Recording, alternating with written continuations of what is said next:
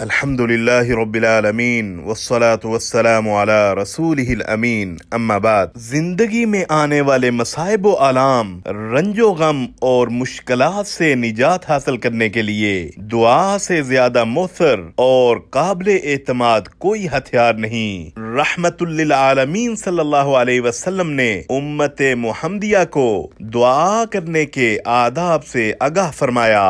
دعا مانگنے سے پہلے اللہ تعالیٰ کی حمد و ثنا اور پھر آپ علیہ السلام پر درود بھیجنا چاہیے۔ حضرت فضالہ بن عبید رضی اللہ عنہ سے مروی ہے کہ ایک روز رسول اللہ صلی اللہ علیہ وسلم ہمارے درمیان تشریف فرما تھے کہ ایک آدمی مسجد میں داخل ہوا، نماز پڑھی اور دعا مانگنے لگا، یا اللہ مجھے معاف فرما، مجھ پر رحم کر۔ تو آپ علیہ السلام نے فرمایا، اے نمازی، تو نے دعا مانگنے میں جلدی کی، جب نماز پڑھ چکو اور دعا کے لیے بیٹھو تو اللہ کی شایان شان حمد و ثنا کرو، پھر مجھ پر درود بھیجو، پھر اپنے لیے دعا کرو۔ اسے امام ترمذی نے جامع ترمذی میں روایت کیا۔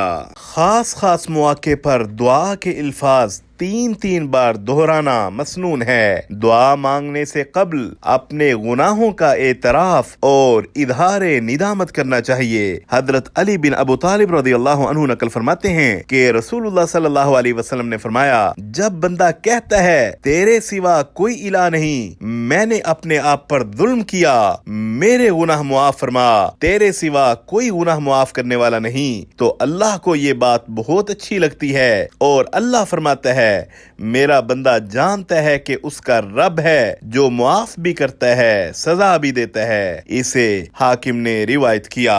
دعا کے لیے ہاتھ اٹھانے مسنون ہیں اور ہاتھ اٹھائے بغیر بھی دعا کرنا جائز ہے۔ دعا سننے والے کو دعائیہ کلمات کے آخر میں آمین کہنا چاہیے۔ دعا کرتے وقت اپنا رخ قبلہ کی طرف رکھنا چاہیے۔ حضرت عمر بن خطاب رضی اللہ عنہ فرماتے ہیں، جنگ بدر کے روز رسول اللہ صلی اللہ علیہ وسلم نے مشرکین مکہ پر ایک نظر ڈالی۔ ان کی تعداد 1000 تھی، جبکہ آپ علیہ السلام کے صحابہ کی تعداد 319 تھی۔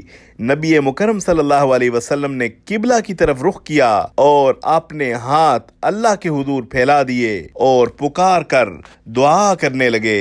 اسے امام مسلم نے صحیح مسلم میں روایت کیا۔ وصلی اللہ علی النبی الکریم۔